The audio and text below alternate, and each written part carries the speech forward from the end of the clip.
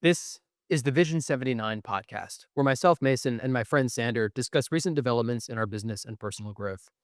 The name Vision 79 comes from our respective racing numbers. Sanders is 40, mine is 39, and we have similar ambition to progress in business and personal growth. Many successful people have started small, just like us, but very few of them have documented their early years. They often say they wish they had, and given we believe in learning lessons from others, we intend to be the first to document our journey from start to finish.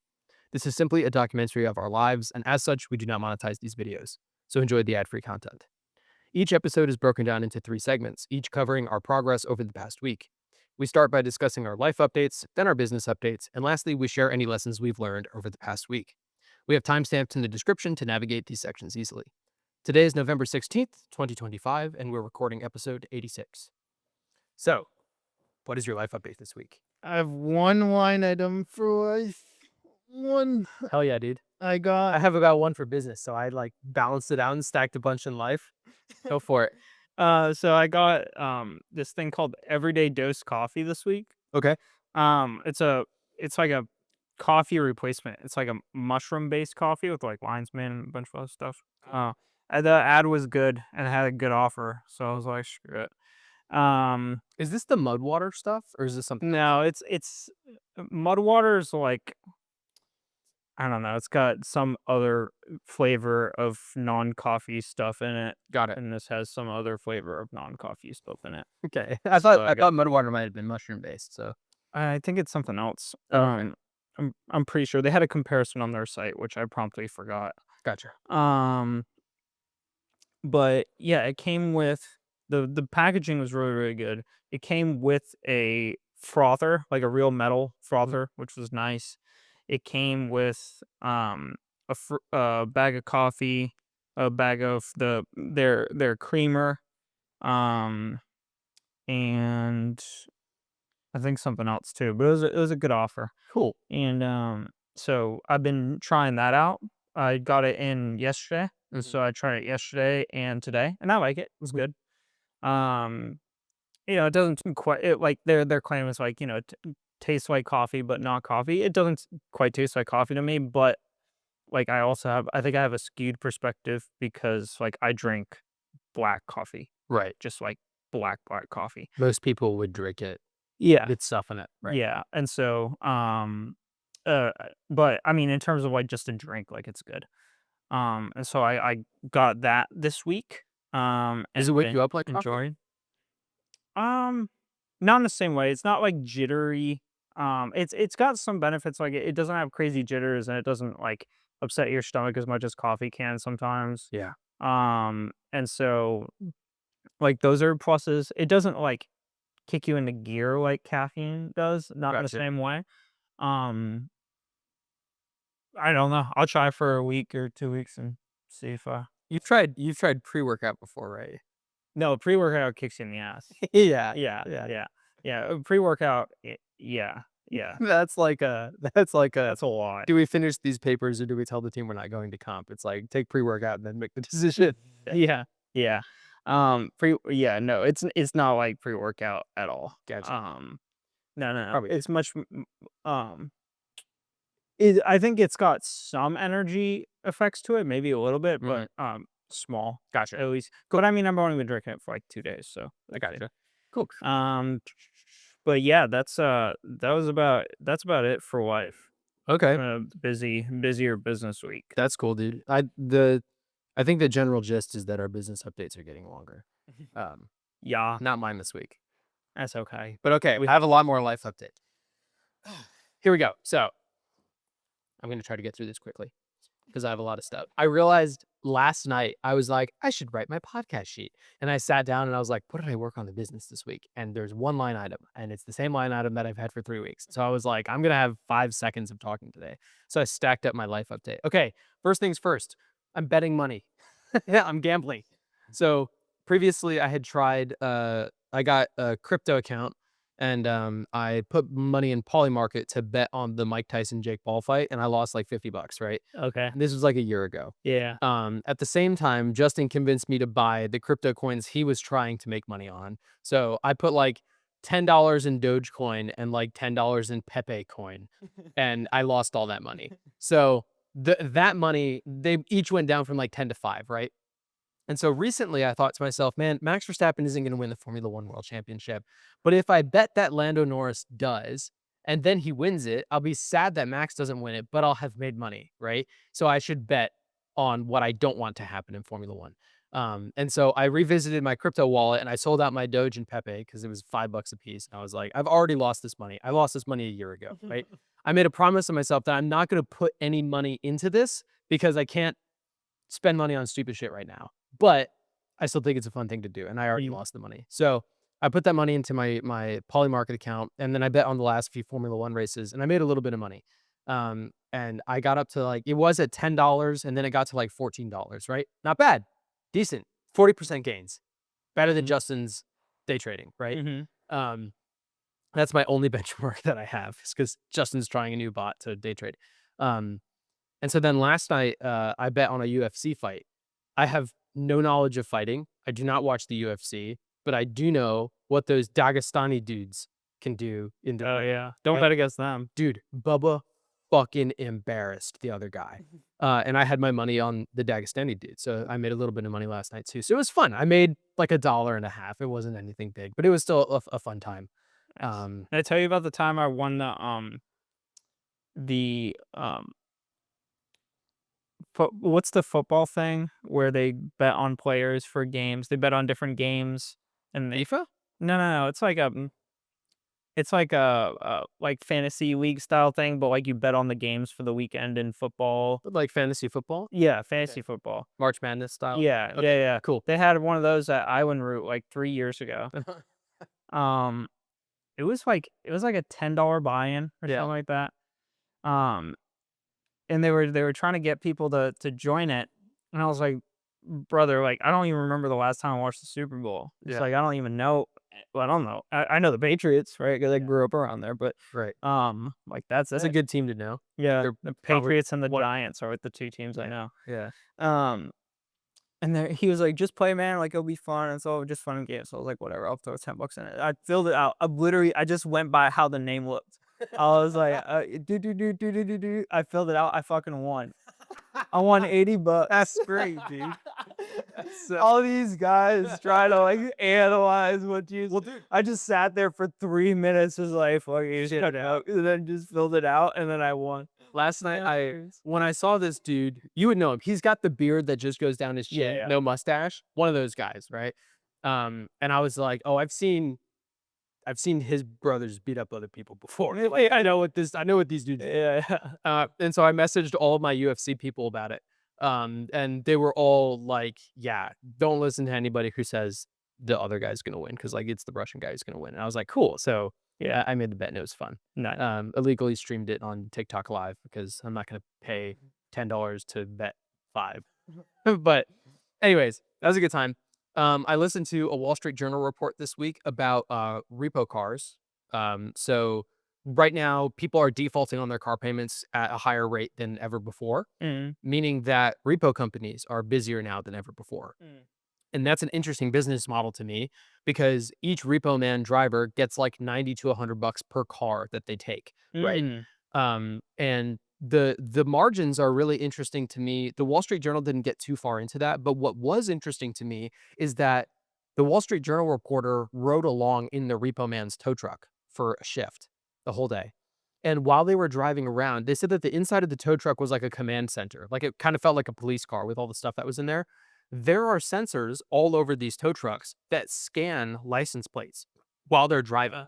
So a single repo company would have like 50 to 100 trucks on the road at any time, constantly scanning license plates on the highway, license plates in town, whatever. So when a repo man needs to go get a license plate, they can go look at, okay, this is the list of people that need to have their car repossessed. And then here are the closest ones to me that should be in my area based on what the other truck saw 25 minutes ago. Oh. And then they can go find people. I thought that was really, really interesting. And I don't know what the deal is with like, I know that Tesla has cars that their sensors pick up everything, right? And so Tesla is really like a data collection company and less of a car Yeah. company, right? But if you had that data collection style company, What if instead of using just the repo trucks on the road, you used every Tesla on the road? You would know where your repo cars are at all times, right? And Yeah. so that's valuable data that Tesla could sell to those companies. I thought it was a really interesting business model. And then you can't get your Tesla repoed. They just have it like built into the car. Yeah, it's like impossible to repo them. So I thought that was really cool. That's Um, cool. yeah, Huh. into my personal life stuff, and less so like things I learned. We had phenomenal weather this week. Did. It got down to like 37 degrees one evening on I think Tuesday, and as such, I use distilled water in the Camaro right now because it has been leaking. Like it leaked before, so I use distilled water instead of coolant. Now it might still be leaking. I don't know. I have to top it up every once in a while. It could also be water Or evaporating just out. evaporating. Yeah, it's tough to tell. Sometimes I have to fill it up enough that I'm like, this feels like a leak, and then other times it's okay. I don't know. In any case, I got worried about it freezing that night, and so I was really careful warming the car up, and then it was still cold when I got to work. So when I got to work, I didn't want all of the hot water sitting in the engine and all the cold water sitting in the radiator. So I wanted to turn the car off and then run the water pump to kind of like balance it out, just to like gradually heat and then gradually cool the whole system, right? And then as I did that, I locked my keys in my car on the run position. So the car ran the electric water pump until the battery died. Um, Oh. and then I asked you to borrow the battery packs. Thank you for Yeah. lending them to me. Yeah, no Got the problem. car started, no problem. Cool. It's also misfiring, so I think next time I do an oil change, I'll have to do a spark plug or maybe before the oil change. It's a really haphazard misfire, but when it happens, it's really bad. Like when it's really bad, it sounds like I'm driving a V6. And then Mm. most of the time you can't hear it or feel it, and then every once in a while it's like, oh, I'm back in my 3.8 liter Firebird. Um, so less than ideal. Um, Now moving on to some stuff that I learned. I started watching at work during lunch Savage Geese, who's a Oh, yeah. car reviewer I like. He has some really old videos about getting into karting because Mm. he is a member of a country club in Illinois, but the country club doesn't have golf courses and a pool and stuff. It's a racetrack. Okay. So they also In have New like York? Illinois. Illinois, I caught it. They also have, like, a cigar lounge and restaurant and stuff like that, but, like, the main draw there is they have a track that you can race your cars at and then a smaller track for rental carts. Got it. You can also bring your shifter carts or two-strokes or whatever to private-owned carts. Um, and so I was watching his videos, and, they were really good for, like, brand new to, like, karting as a concept, but it was mostly stuff that I was familiar with already, but it got me interested in some more of the behind the scenes karting stuff. Mm. And so in my suggested videos in YouTube, there was a bunch of them from like actual professional karters that walk you through like the detailed behind the scenes, like the different. Oh, I say detailed. It's still probably high level, but I'm new enough to it that it's detailed to me. So it talks about like the Rotex Championship and how that's different from the other ones, et cetera. What a race weekend looks like when you get there. Why having more money takes you further because you can test more items, et cetera. Right? How much it costs. So that was really interesting to start to learn about. And I got super hooked into it, which I found interesting because cleaning your cart after a race is not what most people think about when they go karting or Right. think about buying a cart. But that is what was most interesting to me was prepping the cart and then cleaning it and maintaining your components and checking everything after. Yeah. You have Um, to. that was really interesting to me, and I compared it to going to regattas because when most people think about rowing, I can compare it to karting, where when I think about karting, I just think about the racing. When people think about rowing, they just think about being on the water. But I know that behind that, you have to firstly, you have to clean the whole boat and de-rig it before you strap it to the trailer. You have to load everything properly in the trailer. Once you get to the regatta, you've got to get everything down in slings, then re-rig it, and then check the boat down before you go out. Like there's all of the minutia processes is what I love about rowing. And I see a lot of commonalities between the sport of rowing and getting your boat prepped and cleaned to karting and having your cart prepped and cleaned. And so that was really fun to learn about, and it makes me really want to get one. Yeah, so Fair enough. I can't say it's constructive, but I had fun learning. Yeah, yeah. It's expensive. It is expensive, It but requires dinero. it does. But it's motivating, so It is. I got excited about it. And it's something fun to do for lunch. One of the videos that I watched for dinner later on in the week was about the F2004, Michael Schumacher's car. Oh, yeah, yeah, yeah. Have you You watched sent the me video that. yet? I haven't watched it yet. Okay, cool. I figured you wouldn't have, so I'm gonna talk about it now. Because it was so interesting to me. Driver 61, who I think you're not a huge fan of his channel. I find him annoying, but, like, he does provide some value. Yeah, But I just, like, I have no good reason to find him annoying. I just find him that's okay. annoying. Sometimes you can't help it. But, like, also, like, Yeah, he seems like a really, really good dude. yeah. Yeah, so He, I have the same thing with some people, right? He had a tour of the Ferrari museum with all of their Formula One cars, and while he went there to look for Michael Schumacher's 2004 car Mhm. because that was Michael's most successful season. He won 13 out of 18 races. And won the championship by a huge margin. That was his most dominant season, right? And so he was looking for this car and they didn't have it. And the reason they didn't have it is because it was in the garage in the back that was being completely taken apart for servicing. And so he was like, "Oh, can I go see that?" And they were like, "Oh yeah." He had them sit down and do like a whole interview and everything. So Oh, he got these are the engineers that service the car today and the engineers that designed it in the early 2000s, right? wow. And he sat down with all of them. They told personal stories. They had photos from like the factory where they were doing testing and stuff like that. Um, but here's like a couple interesting things that I found from the video. So it's a naturally aspirated V10. Mhm. The car won 15 out of 18 races that season. So two of them Rubens got. Um, they had their test track at Fiorano means that they could roll the car from the factory floor onto the racetrack. No transportation, no Nice. additional prep or anything. It's like literally on the lift and then on the track. Which meant that they had unlimited testing. This is before F1 put in the testing regulations. So for Yeah. comparison, they ran like 140,000 kilometers of testing for the 2004 season. Today, they do like 1,500. So that's Whoa. 1%. They do That's wild. 1% the testing today. Wow. Yeah. Um, so he said we would have a new idea on Monday from feedback from the driver. We would wind tunnel test it on Wednesday, and then the part would be ready to go on the car by the weekend. And they could do it throughout the entire off season. So sometimes they track tested on the weekend. Sometimes they would do multiple tracks in a single day. And it took Michael a handful of laps in the first test for the 2004 car for him to say, "This is the car. Like, Mhm. this is the one that we've been working toward." Because Michael joined Ferrari in 1996, and they did not win anything. 96, 97, 98, 99, nothing, right? He was more competitive in 98 and 99. That's when Mika Hakkinen won with McLaren. But they didn't have the dominance that they found in the early 2000s. Mhm. And so it was a time where Ferrari hadn't won a championship in like 17 years when Michael joined. And then by the time he won, I think it had gotten up to like 21 years. So Ferrari had been in a huge drought.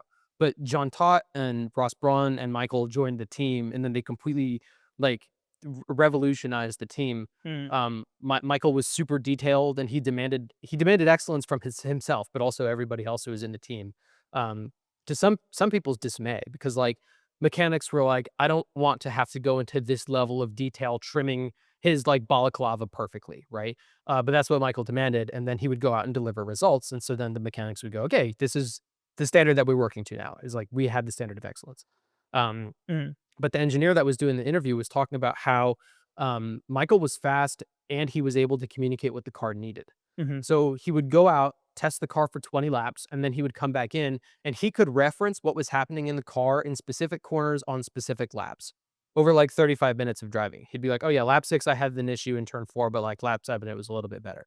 Um, which was crazy because they would download all the data off the car when he came back to reference it. But instead of having to sift through all that data to look for stuff, Michael would tell them what to look for. They would look there in the data and they would find it. And Mhm. then they could go develop parts to fix it.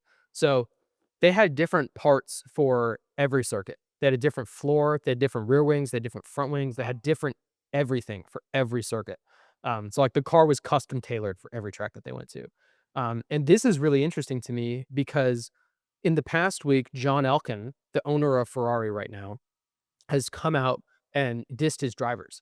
He was like, "We have a really awesome car. We've got great engineers. We've got a great pit crew. The pit crew won the pit stop championship this year, so the most fastest pit stops, right? Um, but we need drivers that need to stop talking and just focus on driving." And so, like, he's getting a lot of heat right now because Lewis and Charles are generally regarded as like some of the best drivers on the grid. And so everyone's upset at Sean Elkin, right? But in stark contrast to that, Lauren Mekies, who's the team principal of Red Bull, said publicly, Max is the most valuable sensor in the car that we have. And that's because this year, Red Bull, under Christian Horner, the previous team principal, would prioritize simulation and engineering work to set the car up for practice.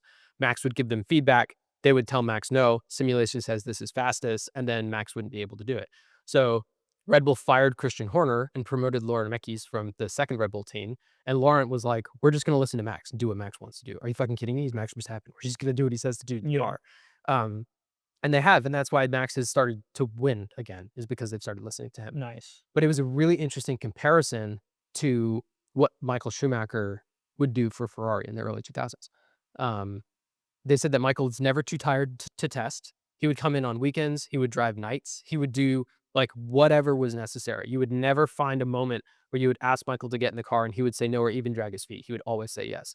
Like as regardless of how tired he may be from doing testing, because testing is a lot. Like that's you're driving hundreds of laps a day. That's physically demanding, right? But then they started talking about some of the engineering of the car, and I thought some of this was really cool. So first off, they couldn't use standard valve springs because the engine revved to 18,500 RPM, so they would get valve flow. So they used pneumatic valves, which is pretty cool. They had variable length intake trumpets. Yeah. To change the length of the intake profile based on the RPMs they were at. That was hydraulically controlled. That's Super cool. Something I thought was interesting, they didn't use ball joints. They designed their wishbones to have a thinner part that would flex in place of a ball joint. Oh, wow. Isn't that fucking so cool? That is wild. Super cool. So when you look at the suspension, it looks like it's rigidly mounted, but it's meant to flex a little bit in a specific part of the component. They had, so today with brake-by-wire, you can change your brake balance with the steering wheel mid-corner, right? You couldn't do that back in the day, right? But on this car, you could. They had a mechanical brake bias selector, again using hydraulics, which was something unique to this car. They mentioned that they had 2 clutch paddles on the steering wheel, and that was because when you're coming out of the garage, if you're turning left, you can't really reach the right pedal, and if you're turning right, you can't really reach the left pedal, so they had 2. I thought that was interesting. They also had a carbon fiber brake pedal, which it was a big deal back then because the amount of force that you put through the brake pedal would usually break carbon fiber components. So most people used aluminum or magnesium, or titanium, but they decided that they wanted a carbon fiber pedal. It was worth the development time, and so they managed to make a carbon fiber braking pedal that could resist forces, which is a big deal. An even bigger deal is that Barrichello was a right foot braking driver. And so when they developed this carbon fiber, That's interesting. I didn't know that. Huh. yeah. So when they developed, this is while they were talking about the brake pedal, but it's not related to the brake pedal. As they got through the early 2000s regulations, they realized that the higher they could get the nose, the more floor downforce they could get out of the car. And so they would raise the nose of the car as much as possible, meaning that they would also, comparatively to your legs would raise up with the floor, right? But the steering shaft stays the same. So it got to the point that the steering shaft was so aggressively between their legs that they couldn't right foot brake. So Barrichello had to learn to left foot brake. Super interesting. So in the middle, I think they said it was in the middle of the 2002 season, he had to just suddenly change and adapt, which is crazy to me. Wow. It's crazy that they asked him to do it, and it's crazy that he was able to deliver, right? Yeah. But that was really interesting. They had a radio switch. Usually you have a radio switch on the steering wheel to like press it while you're driving to talk to people. But just in case the steering wheel was out of the car or they got in a crash or it wasn't working or something, there was also a button in the cockpit as a redundancy that you could press to talk to the team. A difference between the cars back then and the cars now. Now Pirelli is the only tire supplier, so everyone gets the same tires.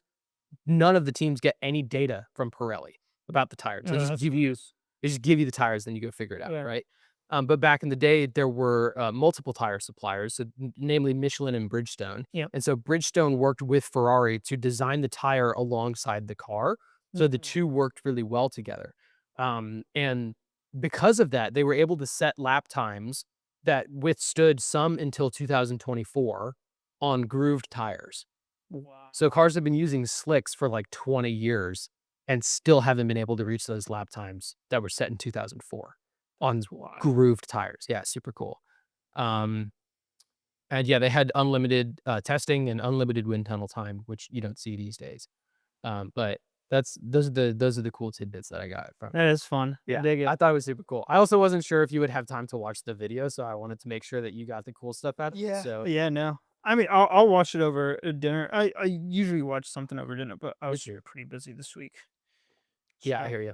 Okay, let's get into that. What's your business update this week? so business update this week is so after the rebranding didn't do well, I was looking at the current site and I was like, I gotta run something for Black Friday holiday season. I gotta run some offer. Yeah. I was looking at um the pricing. I was looking at what my margin is, my average cost to acquire a customer versus LTV. Yeah. Oh, jeez. Ugh. LTV to CAC.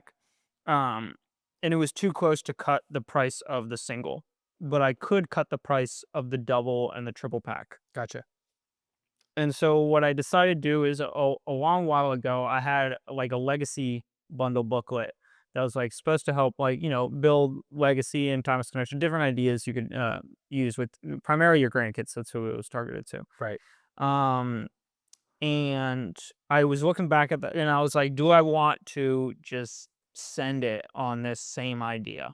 And I was like, I really feel like this is a good idea. Like Mhm. I think that fundamentally, if the offer is clear, there shouldn't be a perception of less value when you add something. Mhm. Like it should either be, I don't care about it, or it should be, I do care about it a little bit or a lot, right? Right. Like it shouldn't be like, now I don't like this product because of a free ebook it comes with. Like that It's shouldn't not gonna make be it worse. right. And so when I was looking back at my split test, I saw it did slightly worse over time. I was like, like maybe just the way I presented it wasn't clear. Mhm. And based on the ads that I've been working on and based on the other research I've been doing and what I've seen work versus not work, after multiple months, I was like, you know what, I'm gonna try it again. I'm going to add booklets and I'm going to make the offer stupid clear, like Mhm. super, super clear. Um, and so that's what I did. I added I rebranded the Legacy Bundle booklet to be a Memory Maker guide, Mhm. be a little bit clearer. Yeah. I did Smart Play Blueprint, which is about the most confusing title of all the bunch. But Smart Play Blueprint, I feel like that's um like you at least get a general vibe. Like even if you don't know what Smart Play is and you don't know what Blueprint means, like at least you can get a general idea of like what the vibes are. So I Yeah. thought it was close enough and it worked well with the other stuff. And then the bottom one that I added was the Insider's Guide. Mhm. And so all three kind of go through memory making ideas, different DIY recording ideas, stuff like that. Right. And the second one goes through like educational ideas, different games you can play with the gramophone, stuff like that. And then the third one is like an in-depth, essentially instructions guide and other tips and tricks. Right. And total between the three, it's like 50 pages. Mhm. And so I put those together, and then I uh, had to go through the images, change the images out, make the offer super clear. So adding little banners on each of the individual gramophone images, changing the cover image to include those booklets, including the offer in the actual line item that they select, Right. stuff like that. And then additionally, I also um, changed out some of the reviews that were older and I put some fresher ones that are a little bit more compelling in different spots on the site, stuff like that, and made a comparison table as well about why to choose my gramophone over others. Right. And so I put that all together, site rebrand, and then changed the pricing for the double and the triple pack. And what'd you change it to? 84.99 from 89.99, Got it. and then 114.99 from 124.99. Gotcha. Cool. For the double and triple. And then the gramophone, the single I kept at 54.99, but I changed the way the pricing is framed on the site. So um, I changed the way the percentages off worked, um, so that it looked it was framed the pricing is framed in a way where I think people are compelled that if they're looking at one, they'll just buy two. Right. Because, on one, you save $10, but then because it's 64.99 down to 54.99, that's how I've placed that scratch out. So then if you multiply 64.99 by 2, it's actually 45 off if you buy 2. Gotcha. And so when It's you're quite looking a at it, it's deal. like, well, I could save 10 by getting one, but I save 45 and get this free $36 ebook pack, which is what I'm pricing Right. the ebook pack at. And I don't know what I'm going to charge, how I'm going to frame it after this season, but I'm just giving it out right now to try and um, boost the offer. Yeah. And so I framed that all together, and it seems to have had a lift on conversion. Gotcha. I didn't split test it, I just friggin' sent it because I was like, I don't have time for a split test Yeah. anymore. So you But started the Black Friday offers now? yeah, they've been rolling. Got They've been rolling since Tuesday. Gotcha. Tuesday. Cool. And so yeah, so the Black Friday offer has been alive since Tuesday. Um, and so it's looking like it's doing okay. I mean, it's it's at least not worse. Okay. Um, and I did see a lift. I was able to scale up. Now that could be like placebo. It could be just like, getting into November and closer to Black Friday, like people are shopping more, right? Like it could be just like the factor of the customers out there. But I have seen a lift. So um I think at least it's decent. Now that was a good amount of effort there. Mhm. And then additionally, I've um been working on the Black Friday advertisements. Mhm. And so those launched on I finished them up on Thursday, those launched on Friday. And so that was essentially like simple static ads that have the call out of the different offers.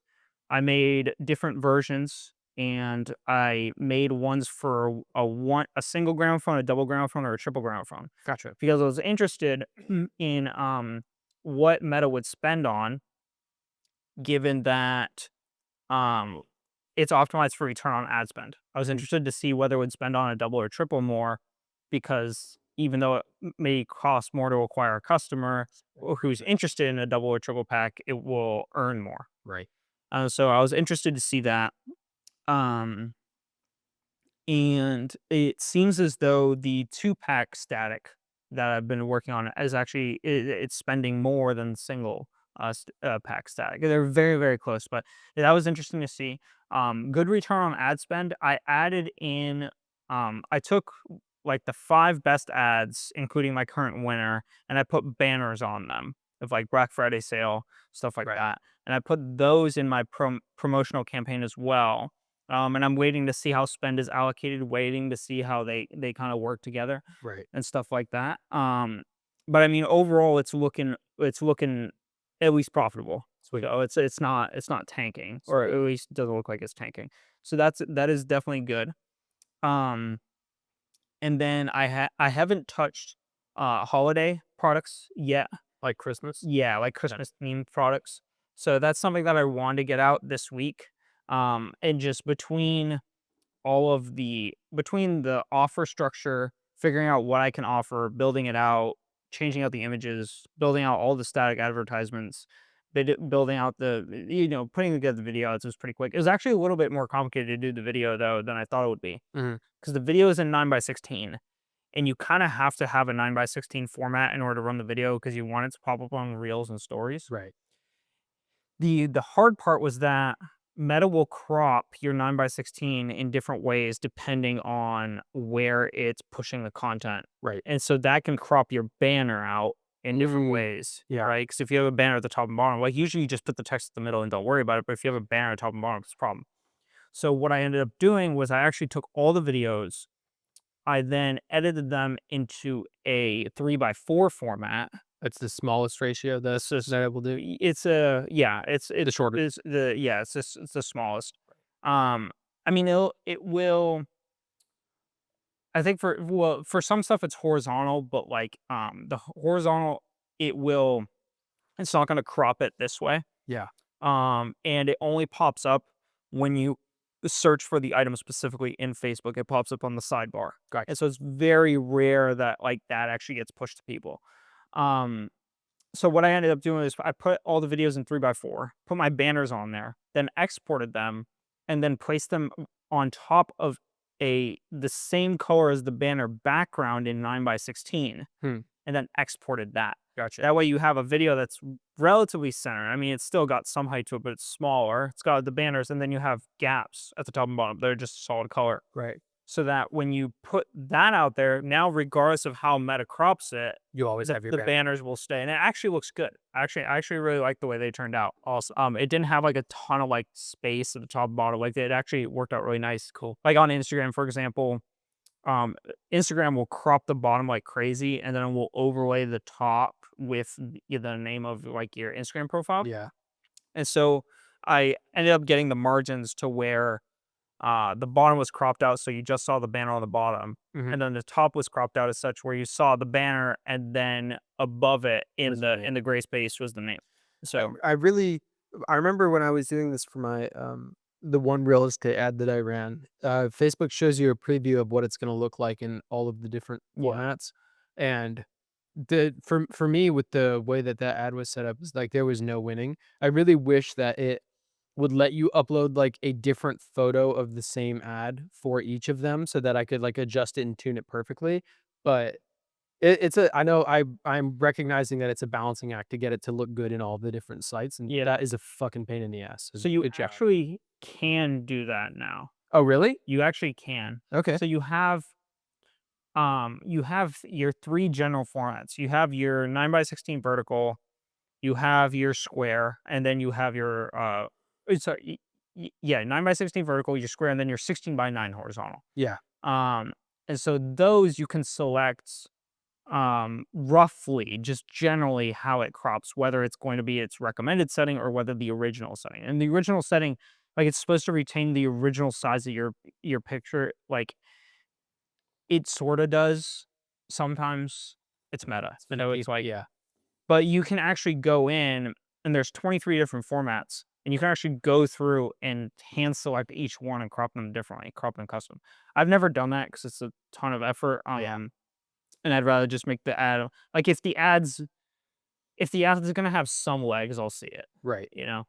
It's Um, more of a fine-tuning type of thing. yeah, It doesn't need all that work right away. right, right. Like if you got a real killer ad, like then go through and Yeah. tweak Yeah. it, make it perfect, right? But If it's gonna tank, let it tank, don't waste the time on it. right, I exactly. hear you. And so I that was a little bit of a tricky process for me to figure out how I was gonna do it.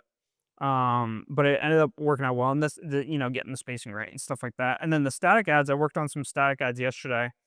I was working with the AI, and I was trying to do like the gramophone surrounded by the cards in a circle, and then I was trying to do them on a table, and then like it came up with this image that was just like the cards in a circle around the gramophone in the middle. I Yeah. was like, okay, like that's interesting. It's not like quite what I'm looking for.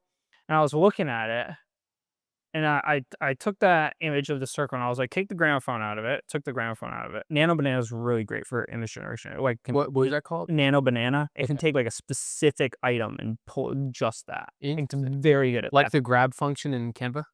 Yeah, but like way more accurate. Nano banana. Yeah, yeah, really, really good.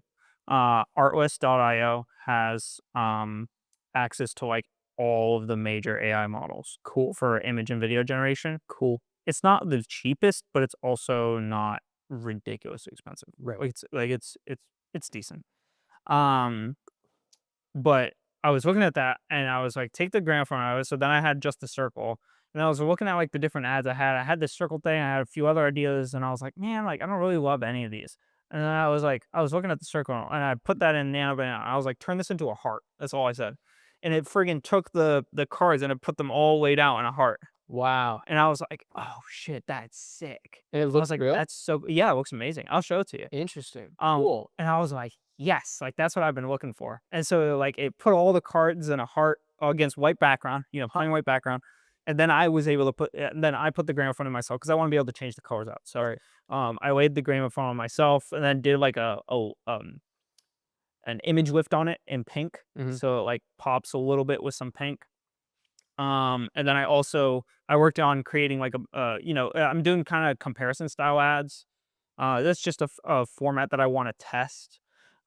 but mostly testing the direct sub avatar. So I'm really trying to dive into specifically grandparents who have given gifts before but are tired of feeling as though their gifts get a quick thank you and then are put in the toy bin. Right. And so that's kind of like where that's I'm starting to niche down a little bit and a little bit and a little bit. Right. And I saw a good ad for another music player this week, Cool. and the hook was, I know you've seen all the other. I saved the video so I could watch it back. So this is a rough summary, but essentially it was, um, I know that you guys have seen all of the other music players out there, and I know you're tired of blah blah blah blah blah. But let me show you blah blah blah blah blah. Like it addresses. I liked it because they address the obvious fact of like, am I gonna sneeze? Nope. Say peanut butter. No, Makes you go away. Peanut butter. no, I'm good.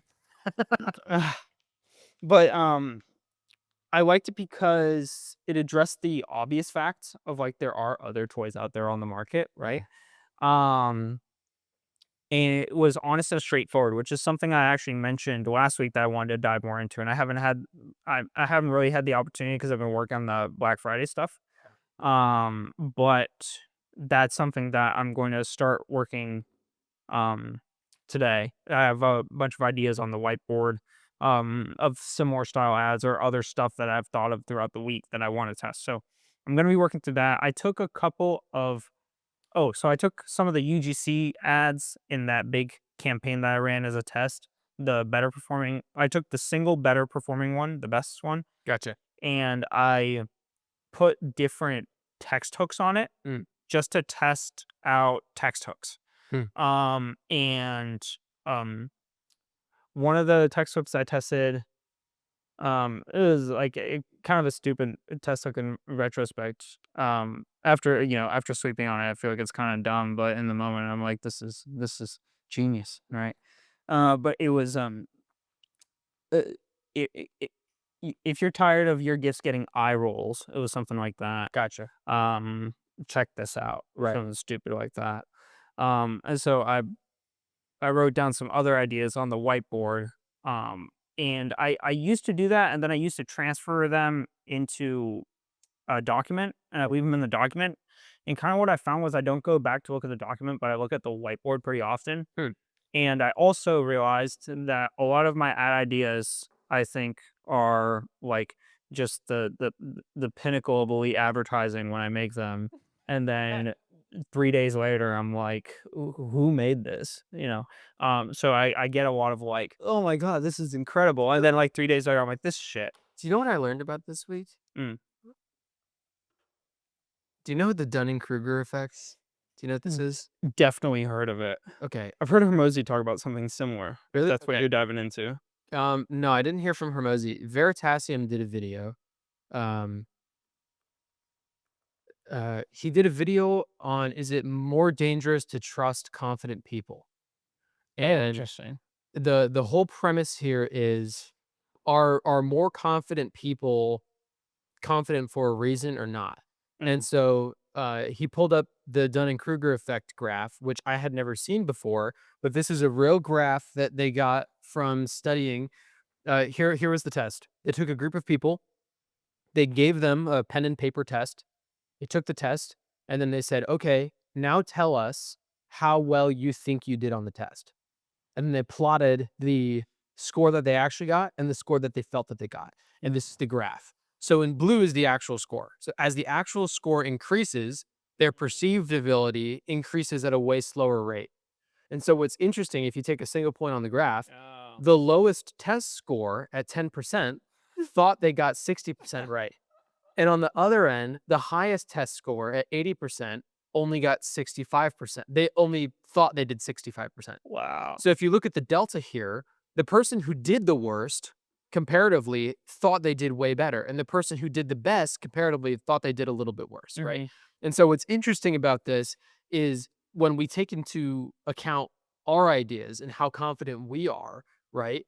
We could be anywhere on this graph Oh, yeah. because generally speaking, I mean, this is almost a flat line. Like, it goes up a little bit around the 50 percentile, right? Yeah. Or the 50th quartile, but generally speaking, it's pretty flat.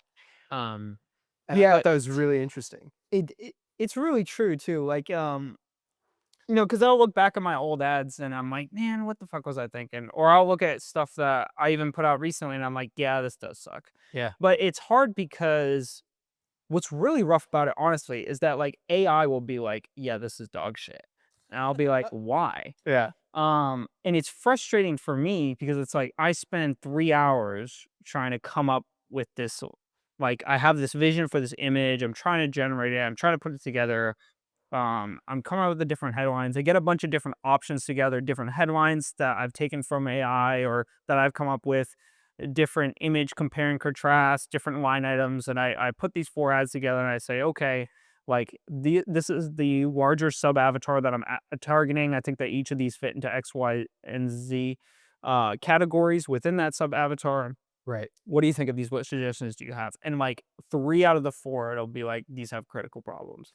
And like one of them, it'll be like this could work. And I'm Yeah. like sick. At least your AI isn't just gassing you up, though. Yeah, so Claude's really good at that. Yeah. ChatGPT will pretty much, at least from my experience, tell you what you want to hear. I've had problems with that recently. Yeah, That yeah. I'm going to Which is a switch. problem. I'm going to be switching. Yeah. I've also heard that um X AI, Grok. Musk's Grok, yeah, Yeah. yeah. I've heard that is also good at like just nailing down like what the facts of the situation are. Good. Um, but Quad AI, I've really liked for writing stuff. But it's challenging because it's like you take 2 or 3 hours to create these 4 things and you think they're so good. And then AI takes a dump on it in approximately 15 seconds. Right. And so that's like a little bit sad.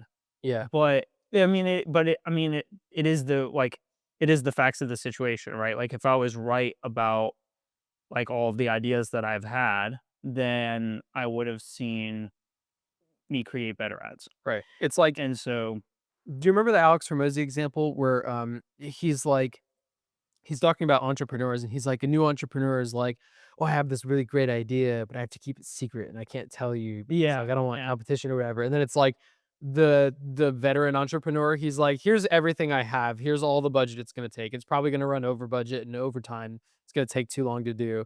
But this is what I got. What do you think? It's probably not even gonna work. And it's yeah, like that's the difference, right? right. That's kind of what this graph feels like, where it's like super high confidence and then like super low actual like ability to execute or like fidelity. And then Yeah. when you're at the point where you're like, fuck dog, I don't know. That's probably when you're closer to the mark, right? It's kind of like a different interpretation of the entrepreneur life cycle Mm, where it's like you go from uninformed optimism and that's really high on the graph while your test score is really low, and then informed pessimism starts to like balance out. But I guess the graph doesn't really dip. But and then you never, I guess it's not really that close to the entrepreneur cycle because you never really get to like enlightenment at the end because eventually there's a crossover and your test scores are higher than your perceived scores. So maybe that's not a really good I'd like to see the like the error margin on those that plot yeah. because I'm sure there's like I'm sure there's like subset groups of people Mhm. that like stray like do really really well and stray way down like they think they did 20% but they Yeah. do like 80 every time. Yeah. And then I'm sure there's the other side of that, and then I'm sure there's people who are like very consistently on the mark or within 10%. I would be really interested to see. So I if I remember correctly from the Veritasium video, they reran the study themselves and they made their own graph, so they would have Mm, that data in the YouTube video. I can't remember. But what I'm interested in is what kind of people are where on the graph, yeah. right? So like in racing and rowing, the ability to know exactly where you're at, like right on the limit of grip, or like exerting just the right amount of energy in a rowing race so that you're not gassed at the end, is really valuable. So predicting what your test score is really accurately could convey into athletics or racing, right? And Mm. then being way overconfident, I wonder if good leaders are way overconfident, and then way underconfident, I wonder if that makes like a really good like technical, like an engineer or something Yeah. like that. I'm so curious. I haven't even thought of it from that perspective before. You make a good Yeah. point. It, it would be fun to look at the data. I'd be interested. Yeah, me Yeah. too. Um, but yeah, I mean, this week between the offer stuff and making the ads, it was busy. It's tough. I'm trying to. So sometimes I do have to fight back with a little bit with AI because it wants to run stuff that I'm not okay with morally. Like it'll be like suggesting ads for saying like you can leave your voice behind even after you're gone, and I'm like fucking take that shit out. I'm like no shot I'm saying that. I don't want to watch an ad that reminds me of my mortality. Yeah, it's Yeah. like like I think there's Your days are numbered.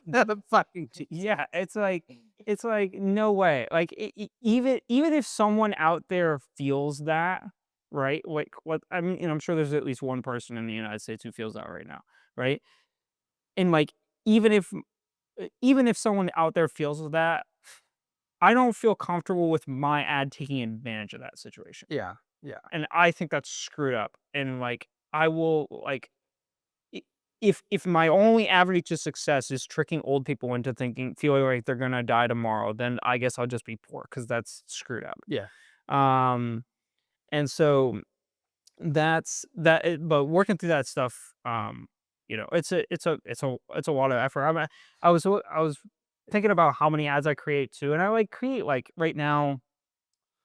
I mean, I created a lot of promo ads. I created like 30 promo ads, something like that. So that was like a decent amount. But in terms of like regular static ads, I'm at like 9 a week.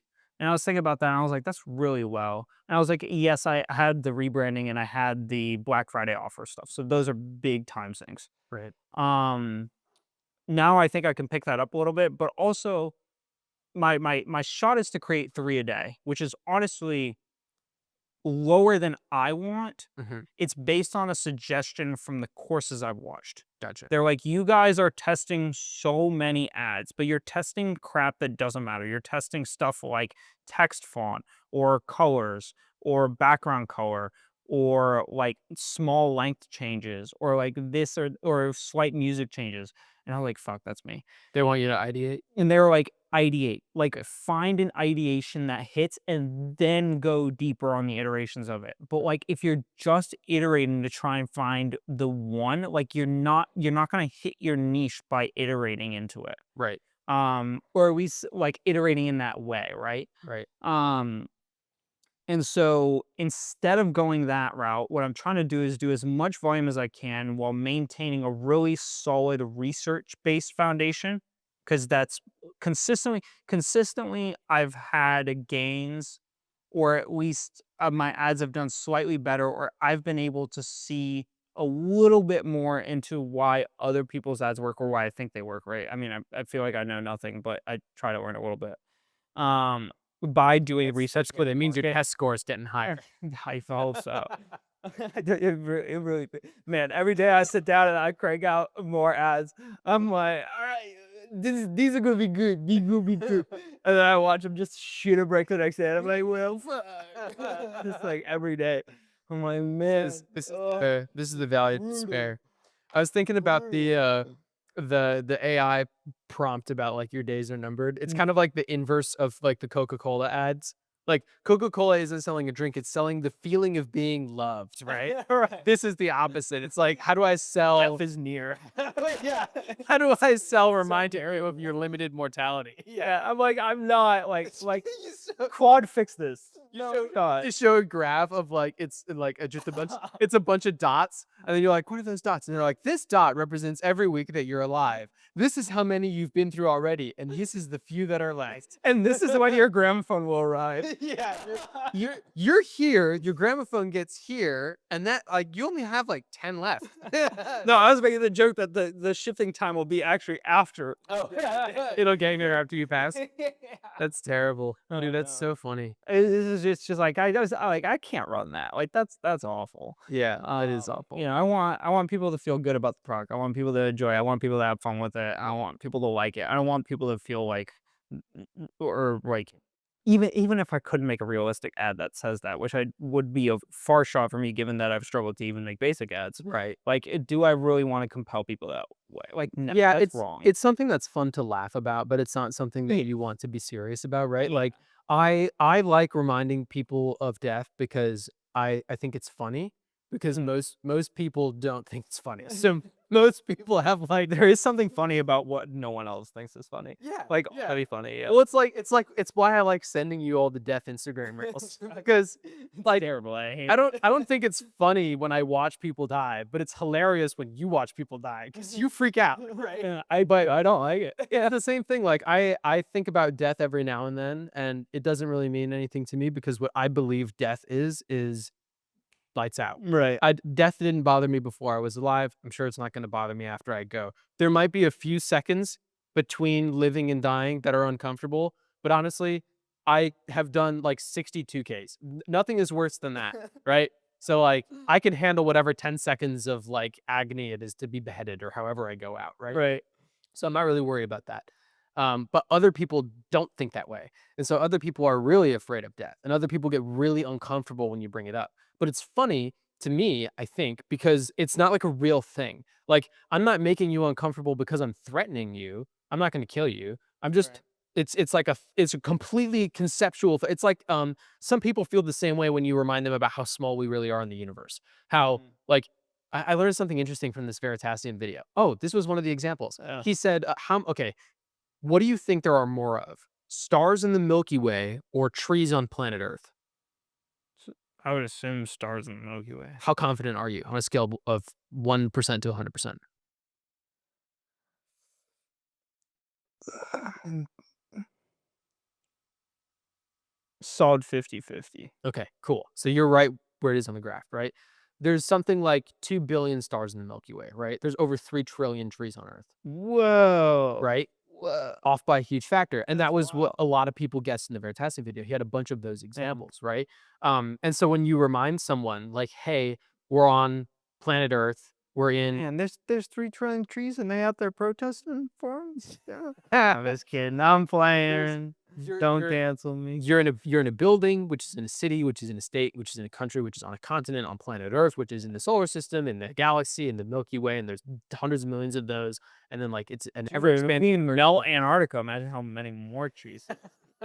it's like when people think about how small they are, they start to freak out too, right? Or like, where did we all come from? Like Yeah. people freak out, and I think that's funny to me because it doesn't bother me, but it does bother other people. Like, Yeah. did you That watch? doesn't bother me either. Did you watch the Yeah. Instagram reel I sent you and Joel the other day?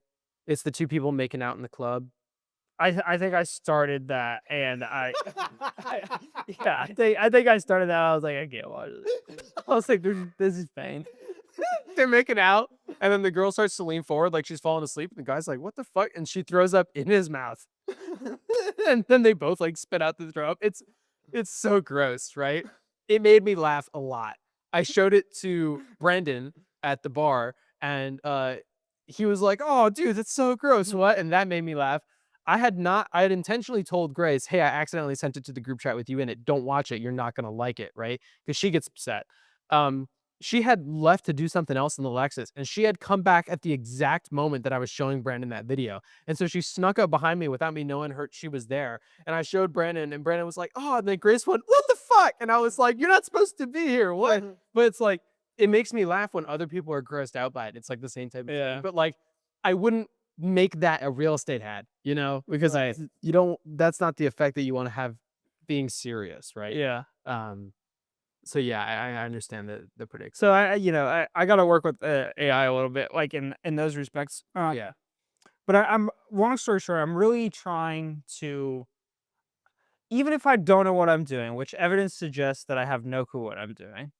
I'm at least trying to put my full effort forward so that when it fails, I know what the baseline was for it. I know why I thought, at least what I thought, and then I can see that it failed, and I can assess from a position of this was the criteria I used to make this. it didn't work. So let me try these criteria. Maybe I tried 3 ideations of this criteria and one of them worked, and I go, okay, let me dig into this more, maybe Mhm. make a video out of it, right? So it's like, at least if I, at least by having some research and understanding of the framework rather than just cranking out iterations, it's not, I'm hoping that I can start to carve a little bit more of a path. Right. Because I mean, at this point, like I haven't done it's not, like I haven't done a ridiculous amount of volume, but I've created over 400 ads at this point. Right. And like at that point, I'm like, I've done I've done a fair amount of iterations to the point where like I figured some like if I was just gonna blindly iterate, like something would have half hit at least by Right. now. Right. And so now I'm like, okay, let me try to learn a little bit more from my testing, or at least learn what I can, what I think I can, and then start to work towards that path. And I like AI a lot for that because I can take 3 things, and instead of me counting on what I believe to be what worked and what didn't work, I can figure out what I think works and what doesn't work. And then I can put it in ChatGPT and I just ask like a blanket question. I can put it in Claude AI and ask a blanket question. I can kind of compare the two, see the similarities, and then kind of be like, okay, like I didn't really think about that. But both of the AI said that, and I have custom, GPT style things for both of them. Right. And so maybe there's something in that that I'm not thinking of, and that's, potentially the reason why my ad stuck. Right. Um, and so kind of working with that, it's been helpful. It's like a little guide, you know what Yeah. I mean? Um, but that's been pretty much my whole week. It was just busy with that stuff. Yeah. I Um, gotcha. but Sounds like a good week though. yeah, yeah, it was solid week. I'm really happy that the promo stuff is out and the Black Friday offer is up, and it doesn't seem as though the Black Friday offer has tanked the business. Yeah. Those are like big pluses. Yeah. Um, Well, and hopefully they start to do better. Like hopefully there's significant lift as they start to get. I yeah, think that people will start to look more for Black Friday. So I think here's what it is. If someone sees a Black Friday sale in the middle of November, there's a low sense of urgency because Black Friday isn't for another 2 weeks. hmm But if you come across one of your ads on Black Friday, there's a huge sense of urgency because you don't know that it's been there for the past 2 weeks. yeah, So hopefully, the closer we get to Black Friday, the more perceived urgency or yeah, urgency there would be, not yeah, scarcity. yeah. Yeah. It, Friday, Saturday. So the reason I asked to put the podcast, I Next texted week. a while back, yeah, Yeah. is because Friday, Saturday, Sunday, like I pretty much just need to sit at home Mhm. and be on the ball in case like stuff breaks. Like if an ad Oh, is fell Black break, Friday is Thanksgiving next week? no, it's a couple weekends. Oh, But whatever it is, a couple weekends from now, got it. podcast to shift it, because that Friday, Saturday, Sunday, I need to be on home, like pretty much just like When on is call. Thanksgiving? When is Black Friday? Is it the last Friday of Um, November? is it next week? Wait, what is today? It's the 16th. No, it's not next. It's not this coming week. It's the week after. Right. It's the 20 Yeah, so not this weekend, not this coming next weekend, but the one after that. it's Oh, the pretty much. 28th, 29th, and 30th, Yeah, right? yeah. That's Friday, Saturday, Sunday. When I'm and Monday too. Cyber Monday now. Gotcha. Um, Cool. but yeah, that stuff, I'll pretty much just be at home making sure that stuff doesn't break. Hopefully it goes gangbusters. So we have one more week to work before the week of Black Friday. So Correct. technically it's 2 weeks of days. See, now my Yeah. you know how I changed my Google to be like the Uh, leftmost day is the current day? Now when I'm looking, I can't look in like straight weeks oh, well, I guess I can over here. Yeah, okay. So we have like 2 full weeks of days before Black yeah. Friday. So So this that's good. That gives you time to prep and stuff. yeah, I mean all the Black Friday stuff is out. Yeah. Um, I may make some more promotional advertisements as well. I'm going to at this point now, since I've gotten the Black Friday stuff launched, I'm going to be doing, I think, kind of a partial rotation of my general ads and my Black Friday or holiday style ads, and probably like a 2 to 1. So I'll probably do like 2 general ads for every one promo ad that I make. Kind of oscillate it in and out like that because the promo campaign's kind of doing its thing right now and it seems to be doing okay and it's working. So I'm not gonna like go all gangbusters on that. And I'd rather figure out an ad that works long term. Right. And so that's what I'm working on this week. Sweet. What do you have for business? So the open house streak continues with open house number 24 in a row. Nice. Yeah, this one was tough. We reached out to people Monday to try to schedule things. We didn't get answers back till Tuesday, so then we reached out to more people on Wednesday. It looked like we were gonna lock one in, and then the seller backed out on Thursday, and so it was Friday, and we didn't have an open house for Saturday. So we were able to make one work, last second, but what I learned from that, we had, like, no one come through, which sucked. And something that I realized is sometimes you'll get a bunch of people come through because they see the signs. I had the signs out to the main road in this area, and there was some pretty good through traffic, but usually it's like a 50-50 split between people that have seen the signs and people who saw that there was an open house on Zillow, because that's what lay people have access to for the housing market. And what I realized is if I schedule the open house on Friday, I can still make a post on my social media. I don't really think that anybody is seeing my posts on Instagram and coming to my open houses. I'll see them. I don't come, but Yeah, you don't go. But it's like it's good for like, oh, Mason does real estate, but it's not really great for like, I'm gonna go to that one, right? That's fine. But what I think does make an impact is if someone's scrolling through their phone on Wednesday and they know that they're gonna go open house hunting on Saturday and they see this one on Zillow, they'll make a point to stop by. So I told Grace and I figured that out this weekend. It feels silly to be learning this on open house number 24. You'd think we would have learned that earlier, but I've had some.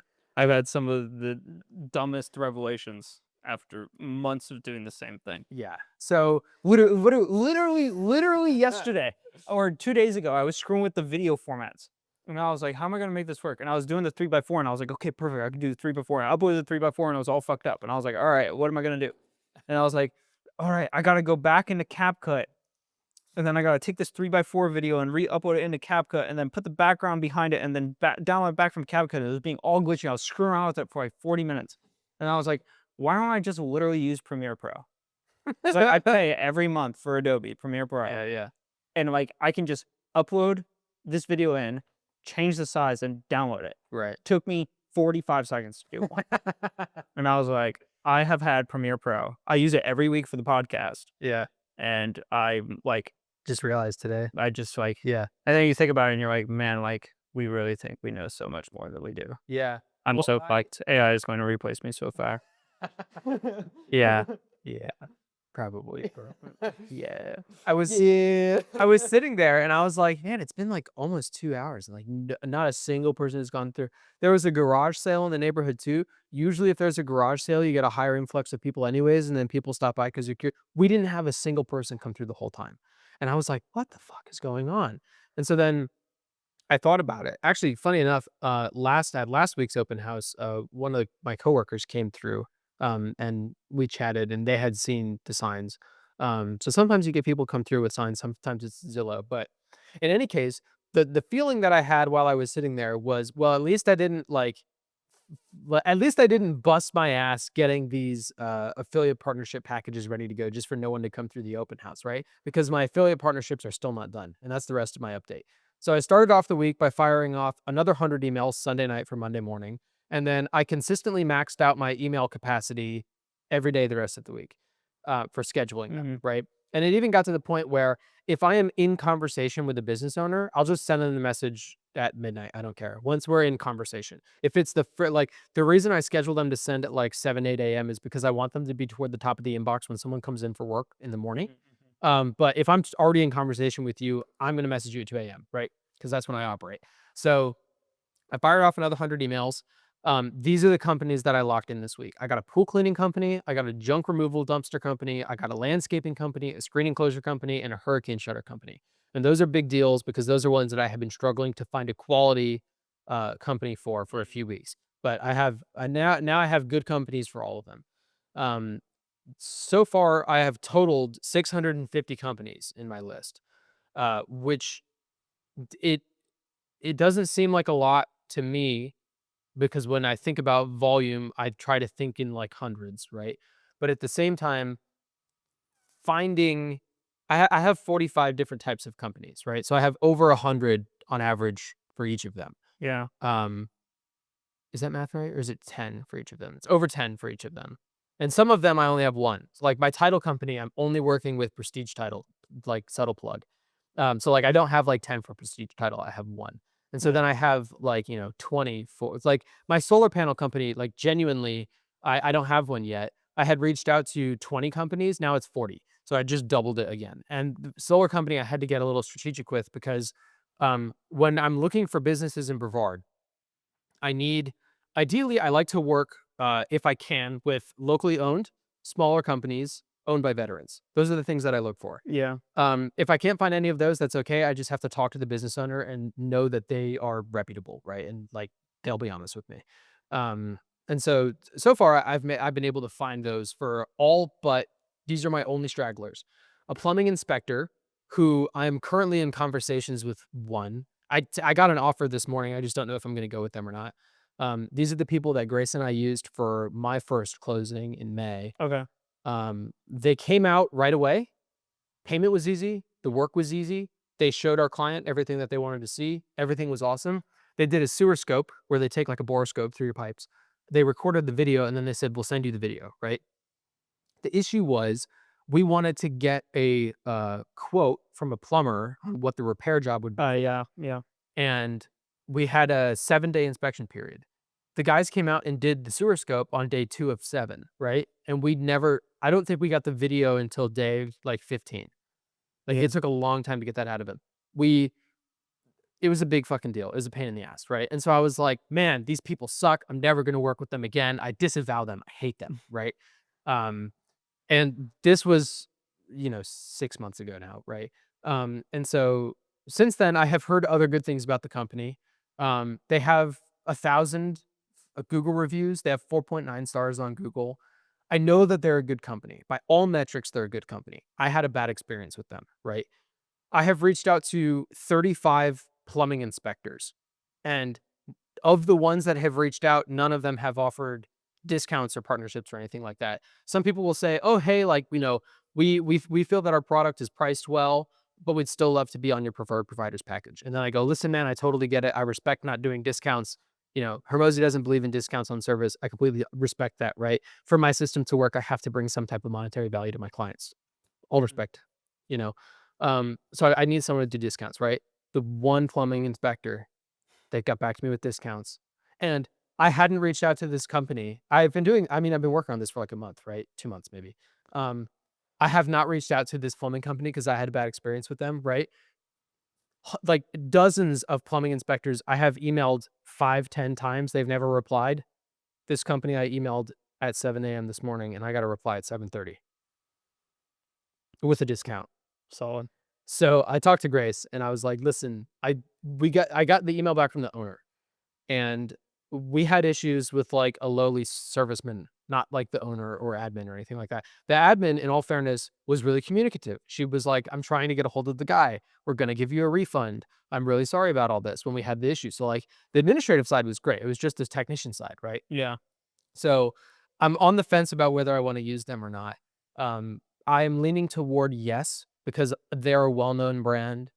I know other people have had good, you know, interactions with them, and they're locally owned. I would like to extend the olive branch, and, like, I'm ready to be heard again. I would say, I mean, my unsolicited opinion, Go for it. would be to give them another shot, Yeah. just because if you took your experience out of the picture and you just emailed them blind and you got an email within 30 minutes and the administrative side was really good, you would 100% go with them. Exactly. And that could be the case for, I mean, in reality, could be the case for other companies on the list. Yeah. Like, they might be super communicative, and then one of your future clients may have a problem with this specific circumstance, Yeah. but that's just like the nature of like business sometimes, right? It doesn't like it like you'll learn and grow and figure out like what works, what doesn't work, and like kind of how to adjust and learn over time, like what companies you like Yeah. most and stuff like that, right? Yeah. And so like I think given that framework, um I think it's personally worth to give them another shot. I agree. If you want to seek out other stuff, so the plumbing guy that has done my plumbing at the duplex is real. He's really nice. What's his company? He's a good guy. I don't remember his company. Gotcha. But I just thought of it on the podcast. I'll put you in a group chat with him. Sweet. Yeah. That works. He's a good dude. I don't know what his I think he does just yeah, he has his own company. He doesn't work for someone else. That's fine. Yeah. But yeah, he's communicative, good guy. Cool. I'm open to that. Yeah. The current plumber I that don't know what his inspection style stuff is, but and usually plumbers also do inspections. The plumber that I have a deal with, he seems cool. I'm not married to him, so if I was able to work out a better deal with this guy, he could be my plumber and inspector. But let me give you some reference here. So this guy I reached out to, he has a screen enclosure company, right? Mhm. So I send this email. I'll read it out loud for the camera. This is the email I'm sending to everybody. Good morning. My name is Mason. I'm a real estate agent with Blue Marlin Real Estate here in Brevard County. I'm building a system that provides as much value to my clients as possible, and I need a reliable screen enclosure company to complete my vision. That's where you come in. Here's my idea. You provide me with a simple discount code or perk for my clients. Examples include dollar discount, percentage discount, waived service fee, etc. I include you as a preferred provider in every client welcome packet and at all my open houses. So you get free pre-qualified customers without spending a dime on ads. I don't want anything in return for myself. The discount goes 100% to my clients. My payoff is making them feel taken care of. Your payoff is consistent referrals and more jobs. Would you be open to setting up a simple discount code for my clients? I'm open to discussion and look forward to working with you. okay. That's what I send, right? But we're going to call him Bubba. Yes, comma, I would be interested, period. I go, okay, good morning, man. That's great to hear. What kind of discount would you feel best suits your business? I'm open to anything. Norm is 10%. Okay. And so I said, good morning. That's a great discount. Do you guys typically set up discount codes? Should I just tell my clients I set them? I'm game for whatever if you want to call. No, sir. Codes applied at invoicing. Okay. That's an example of a poor reply. This is what the plumbing company got back to me with. Oops. Let's Pollen market. All this. Yeah. Look at all this. That's so thorough. This is a Mason reply.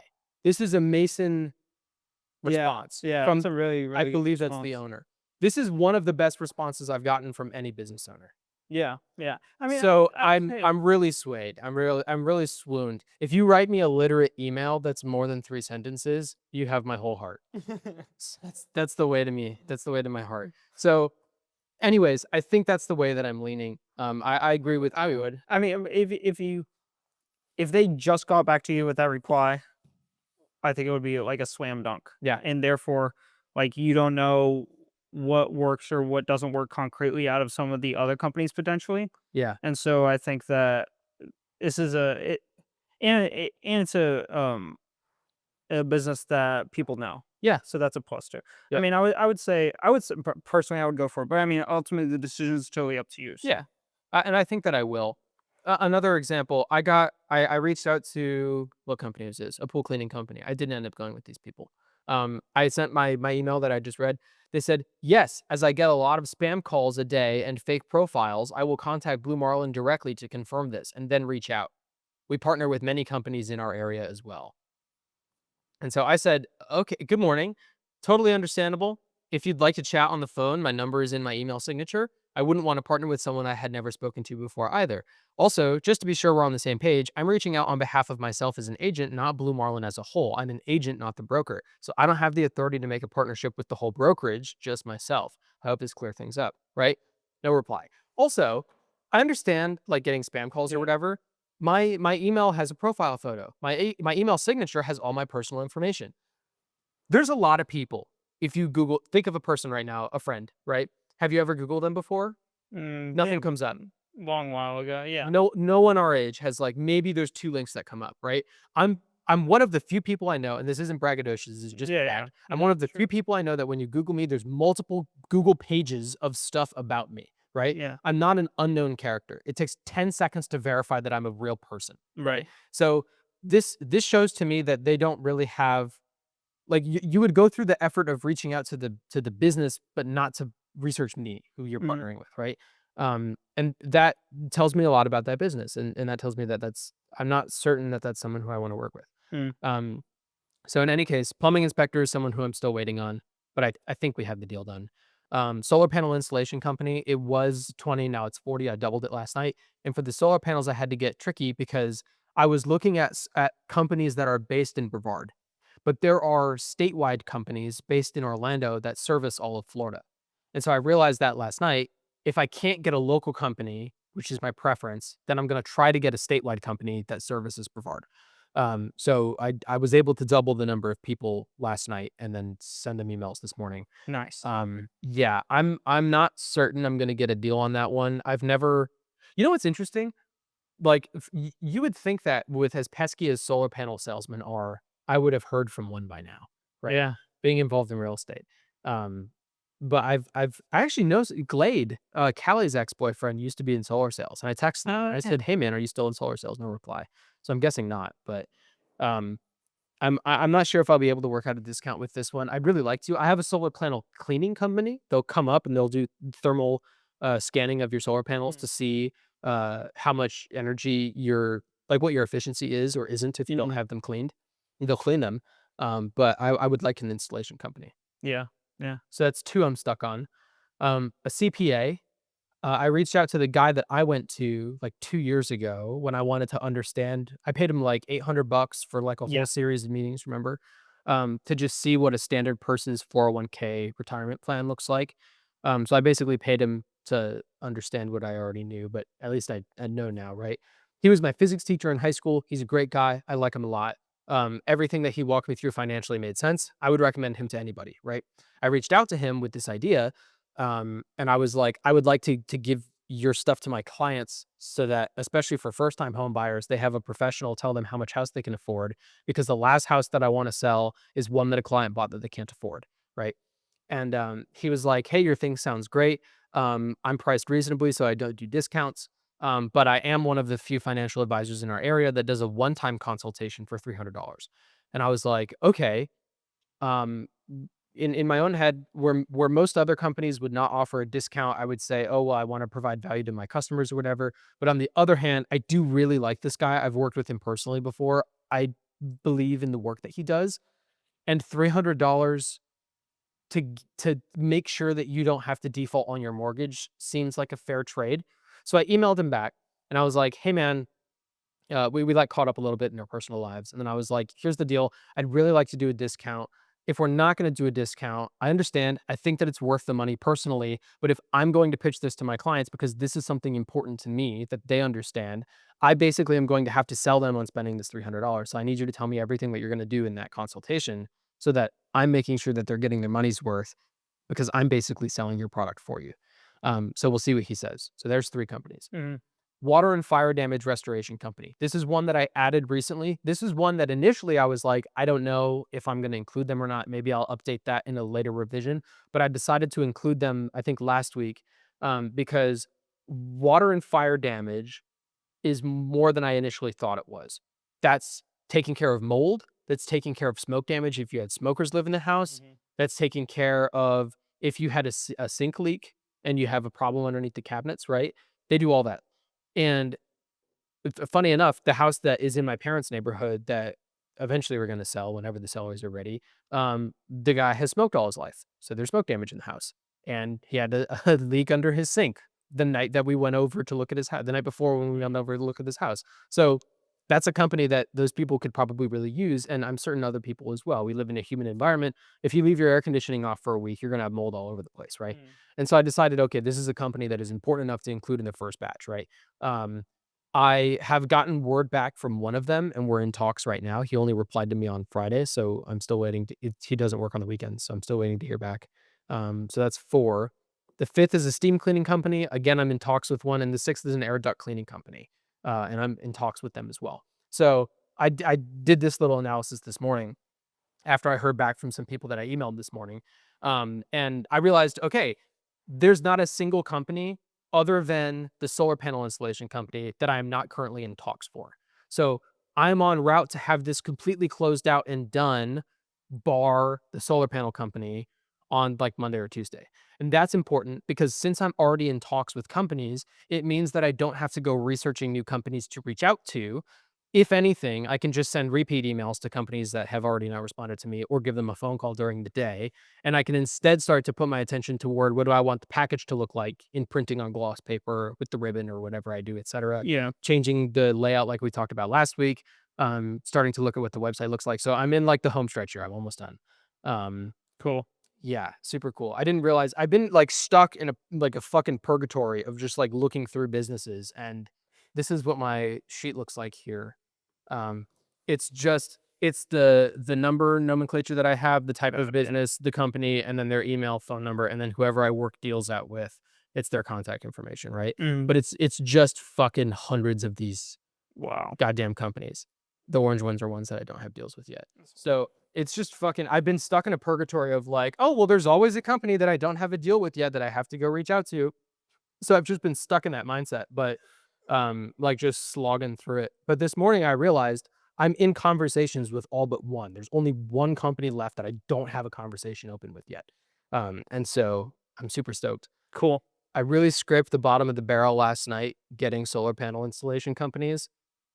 I might go Super Saiyan mode tonight and like go to Sunbiz and start pulling up like solar companies to see if I can just make sure that I have absolutely everybody to like slam the door, make sure I have everybody emailed tomorrow morning and go from there. So yeah, I'm excited to be almost done with this, and I'm excited to start getting it to my clients. Everybody who I've talked to about it has been like, "That's great." I've spoken to a few previous clients that we've already closed deals with. They all think it's great too. Even people that don't own homes, like apartment people, can still use some. There's an appliance repair company on here. There's the mobile detailing company on here. There's Yeah. other stuff that they can use that you don't have to be a homeowner to use these types of things, right? Um, and the last update that I have is that I was trying to figure out a few weeks ago, okay, how do I get these forms to people? How do people sign up to be a client or whatever, right? Do I have a link on my website? Do I have a QR code? What do I do? And so I was kind of complaining about it to Grace just in the car. I was brainstorming. And she was like, oh, just make a Google form. And I was like, yeah, but like, how are we going to deliver that Google form to people or whatever? And she was like, just like, shut up and let me do it. And I was like, okay. And so we have right now a pen and paper sign in sheet at all the open houses that nobody ever signs in on, right? We always have to remind people or ask them to, and no one likes doing it, right? And so instead, Grace got rid of the pen and paper, and then she just set up a Google form for an open house sign-in sheet on her iPad. It's just like Yeah. first name, last name, email, phone number, optional, and then if you're working with an agent, right? That's it. And so we've been asking people to sign in on the iPad, and so then she just made a similar style form for a client sign-up sheet. Has a few more questions. It's first name, last name, email, phone number. There's like a consent box. I consent to being reached out to like once every 2 months or something like that. And then what type of area are you looking for a house? What range of price are you looking for? Something like that. And then she said, when people come through open houses, we're going to tell them about this package. We're going to offer them the one without the discounts if they already have an agent, or if they want to become our clients, they just fill out this quick Google form and then we'll give them the one with the discounts. And then we have those people we can add to our Right. CRM and then reach out to routinely. Yeah, that's good. Yeah. So I that's dig the strat that we're going to start with at least. And Yeah. that allows us to start pushing this out and like have the ball rolling while I tweak about a website and advertisements, right? Mhm. Um so yeah, that's my business update. It's going well. Cool. And I'm almost done. Yeah. Nice. Yeah. Congrats. Thank Almost there. thank you. What Very lessons have you learned this week? um so this week, I mean the promotional stuff was that was a large volume of work. It was time consuming to redo all the images, get the offer right, figure out what I can afford, right? Because that's like when you just like send out shit like this, like there's associated risk of like Yeah. if this doesn't work, that's bad. If it like you got to balance it working well and not working well to the best of your ability given no data to go off of. And so that's a little bit challenging. I mean, honestly, the only data I had was the analysis from a previous similar test that I ran, which showed about the same results or slightly lower. But I looked back at that site and I was like, yeah, this wasn't clear enough. Hmm. And so, based off of me looking back on it with the frame of mind I have today and realizing that it wasn't clear enough, I took notes on all the things that wasn't clear, and then I cleared those up on the new version. Right. But the main lesson I pulled away from this week is to just do the work because it was there was several times, especially this week, where I felt highly unmotivated. I mean, most weeks I don't feel particularly like super motivated to make ads, but like this week especially, I was like, I really I just don't I want to. I understand that. I'm currently actively losing money on real estate. I haven't made money since like May, and like I just got the email that my realtor dues that are due in January are like $700, Yeah, and that's $700 for both Grace and I. right. So that's money that I'm gonna have to come up with from somewhere. Yeah, Stand it. it's just like, you know, this week especially, like I just pretty much just forced myself to sit down and work through it. And to just do the work. But with something that I've tried to add in, and I've been adding this in slowly for a while, but I feel like it started to set in a little bit more this week, is to try my best to enjoy the life I'm living every day, Mhm. regardless of how like well the ads are working or how well this is going or how much I don't like, creating all of these promo things and these offers and whatever. Like going through that process and enjoying it as best you can, I think is something that I pulled away from this week. And finding like the small things to enjoy, like playing with the cats or, going outside when I do that and Yeah. stuff like that is something that I've pulled away from this week because this is the story that I'm building, and I only live once, and so I might as well enjoy the story too. And so that's kind of like the overarching lesson that I've pulled away from this week. It's interesting. I have had similar thoughts, um, over the past, like, since we graduated college, right? It's like, do I like the life that I'm living, and does it matter? Because Mm. I went for a while, I was like, after my last breakup, I was like, I don't care. I'm just gonna live, and then some days are gonna be good, and some days I'm gonna want to die, and like eventually I will, right? Um, so I wasn't really concerned about whether I was happy or not.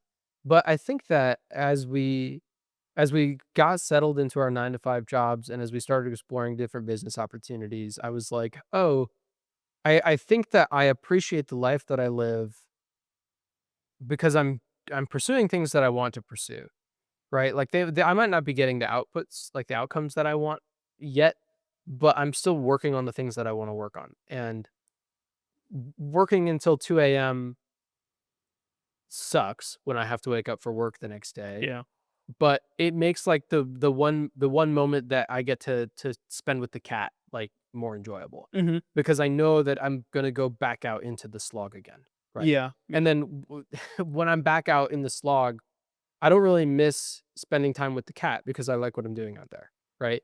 And so it's like I kind of like everything. It's like when I'm working, I like what I'm working on, even if the results aren't here yet.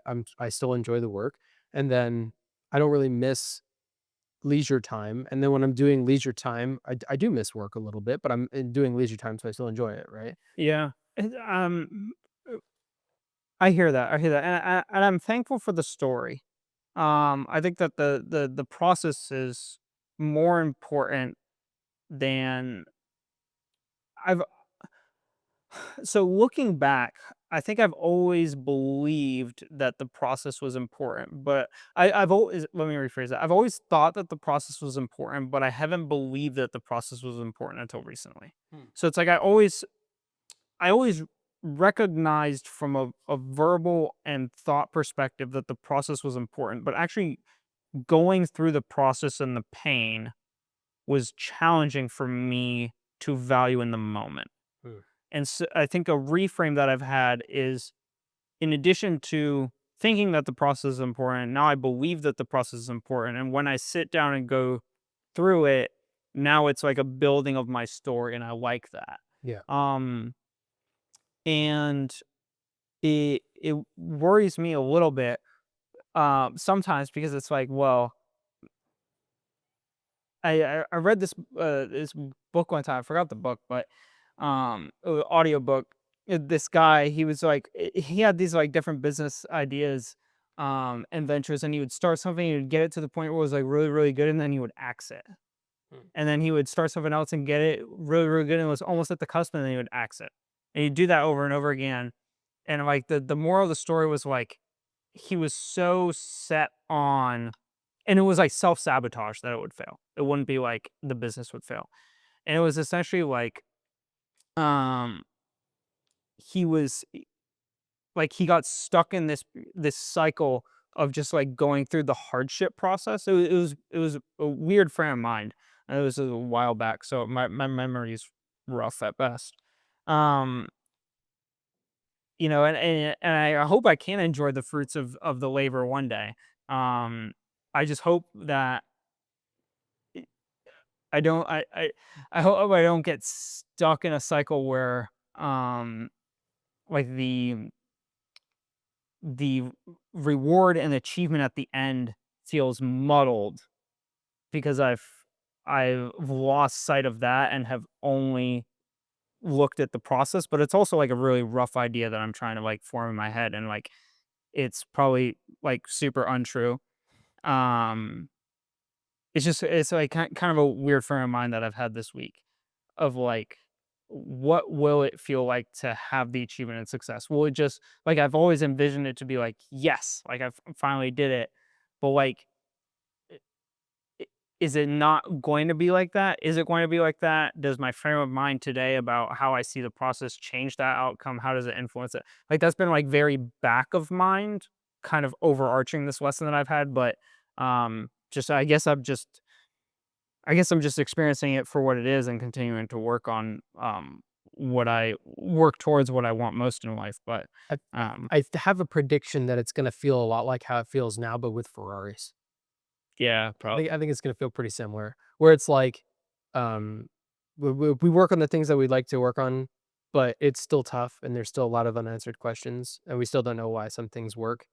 yeah, But I think the difference is, like, the stakes will be, do I fall short of my goals or do I hit my goals? And less so, do I am I able to pay rent or not, right? yeah, So I think it'll be a little more cheese and a little less cat, mhm, but I think it's gonna feel largely the same, like, the work process is gonna feel the yeah, same. yeah. But So I it's interesting. I find myself there's 2 types of stories that I like when I watch movies or read books. Mhm, I like I think one of the reasons Wolf of Wall Street is one of my favorite stories is because it actually has both. The first story is the underdog, becomes the hero and gets the girl, right? Like Rocky. mhm, And then the oth so, like, I achieved success. And then the other is a tragedy, where it's like things could have worked out and then it didn't, and then it's really sad. So, like, La La Land is one of those, mhm, right? Where, I don't know if you've seen the movie. There's a man and a woman. They're together. They love each other. The woman wants to be an actress. The man wants to be a famous musician, right? And it gets to the point where they have a choice between, do we prioritize our relationship or do we prioritize our careers? And so they prioritize their careers. They both get what they want from their careers, but they're sad because they don't have each other. And then they like run into each other. She's a famous actress. He's a favorite musician, but he's playing like really like sad emotional music on the piano, and they like see each other for the first time in years and they have a moment of realization that they sacrificed one thing that they loved for another thing that they loved. And there's always the what if of, would I have yeah, enjoyed the other life more, right? Tragedy, right? Wolf of Wall Street has both, right? He in the second act he peaks and he gets everything and then he loses it all, right? yeah, And then he has to rebuild back up from there. And so I have the benefit of really enjoying success stories and tragedies, which is one of the reasons that I honestly think, you know, not fondly, but emotionally about the polyamorous relationship that I had because it ended in a way that was tragic. Um, but that is a storyline that makes me feel emotion. And mhm, so if our story ends up being one of success where we have the Ferraris and help a lot of people, yeah, awesome, I'm happy. If we are in the same place 55 years from now and then we die trying, I'm happy with that too. yeah, yeah. I agree. Yeah. But that's my lesson wrapped up. What about you? What do you have So this week? mine I wrote while you were talking about yours because I didn't really have anything. Um, but I had this week has been kind of muted, because a lot of the work is the same as what I've been doing, and I don't feel differently about it. I kind of feel the same. Mhm, Maybe that's a lesson in itself, but I don't really know. At work at Northrop, recently I there how do I say this? There are people that are not doing their job very well, and I am helping them get through that, and it's being noticed for the first time, mhm, which is a good feeling because I'm getting recognized for the help that I'm doing. And it always feels good to me to see people who aren't doing well be called out for it because I know it's not a lack of ability, it's a lack of effort. And so that's good. But that also means that more recently I've been tapped to go do things past what I would normally do. So I'm Mm, getting like bonus assignments, right? Not bonus like I'm getting paid more, but bonus like they're asking me yeah. to do more, right? But I think what it is that it's a living definition of the word reliable, where it's the how can I trust your yes if I can't trust your no? Like, Yeah. so when my boss asks me if I can do something, I will genuinely tell him yes or no, right? And so, for example, a few weeks ago, he asked me if I could do something. I said yes, and then I did it. And then earlier this week, someone had dropped the ball. He was covering for them. He asked me if I could help. It was already 5:30, and I said no, I'm leaving. And he was like, "Got it." And I was like, "I can send you the work that I've done to try to help you out, but like I'm at my line today. I'm going home." Um, Mm, and he said, "Okay." And so that's me. That's me giving him the ability to trust my yes and trust my no. mhm. And I think that's the reason that I'm getting more serious assignments is because of that. But I thought it was an interesting lesson in reliability and how people in everyday life will usually they might not mean their yeses or nos. So like yesterday, Grace went to a birthday party of a friend. And she came back and she was telling me like she's friends with this person, but doesn't really know their friend group that well. But Grace said, "Yeah, I got to the birthday party and there were a bunch of people that were calling or texting and saying like, 'Oh, hey, sorry I can't make it today.'" And it's weird because it's like this is something you've already agreed to. It's probably important to the person whose birthday it is. You're friends, you have established relationship, and then you're canceling on a second. And so that really tells me like I can't trust your yes as a friend, right? Mm, Um, which is one of the this isn't putting any judgment on the girl whose birthday it was who has these friends, not at all. But it was eye-opening to me in I'm so glad that I only have, like, one friend because I know you don't do that to me, and I don't have the risk of anybody else doing that to me, and I can trust your yes, and I can trust mm, your no. And so that's a really great two opposite ends of the spectrum of people who aren't reliable, you can't trust their yeses or nos, and then how I'm trying to be reliable, where you can trust my yeses and trust my nos, yeah. right? So when people ask me if I'm going to events, I'll say no.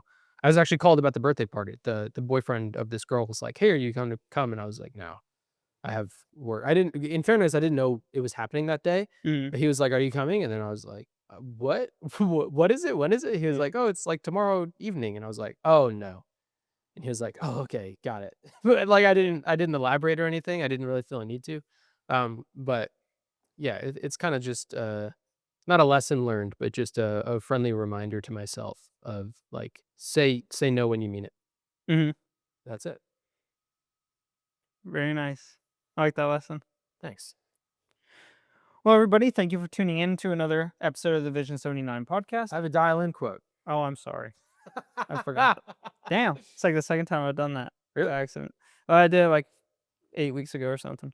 8 weeks ago? This was a Wow. short one, dude. This is like an hour and a half. Yeah, it was We've been averaging, like, close to 3 hours.